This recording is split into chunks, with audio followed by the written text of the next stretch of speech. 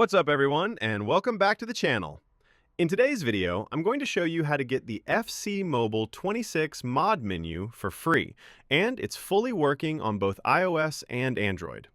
As you can see on my screen, this mod gives you access to all the top hacks.